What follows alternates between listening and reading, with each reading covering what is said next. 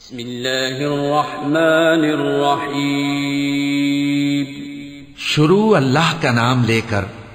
جو بڑا مہربان نہایت رحم والا ہے۔ اور ہم نے موسیٰ کو کتاب عنایت کی اور ان کے پیچھے یکے بعد دیگرے پیغمبر بھیجتے رہے، اور عیسیٰ ابن مریم کو کھلے نشانات بخشے اور روح القدس یعنی جبرائیل سے ان کو مدد دی۔ تو کیا ایسا ہے کہ جب کوئی پیغمبر تمہارے پاس ایسی باتیں لے کر آئے جن کو تمہارا جی نہیں چاہتا تھا تو تم سرکش ہو جاتے رہے، اور ایک گروہ انبیاء کو تو جھٹلاتے رہے اور ایک گروہ کو قتل کرتے رہے، اور کہتے ہیں ہمارے دلوں پر پردے ہیں؟ نہیں، بلکہ اللہ نے ان کے کفر کے سبب ان پر لعنت کر رکھی ہے، پس یہ تھوڑے ہی پر ایمان لاتے ہیں۔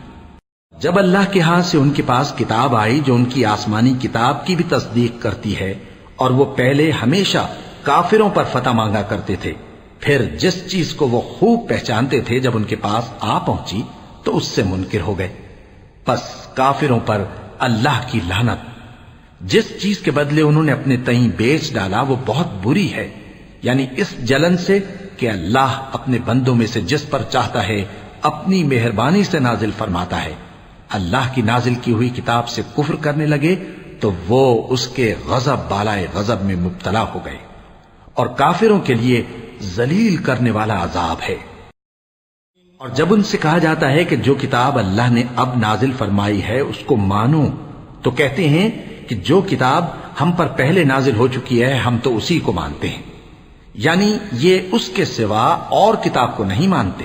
حالانکہ وہ سراسر سچی ہے، اور جو ان کی آسمانی کتاب ہے اس کی بھی تصدیق کرتی ہے۔ ان سے کہہ دو کہ اگر تم صاحب ایمان ہوتے تو اللہ کے پیغمبروں کو پہلے ہی کیوں قتل کیا کرتے تھے؟ موسیٰ تمہارے پاس کھلے ہوئے معجزات لے کر آئے، پھر تم ان کے کوہ طور پر جانے کے بعد بچھڑے کو معبود بنا بیٹھے،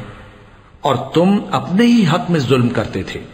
اور جب ہم نے تم لوگوں سے پختہ عہد لیا اور کوہ طور کو تم پر اٹھا کھڑا کیا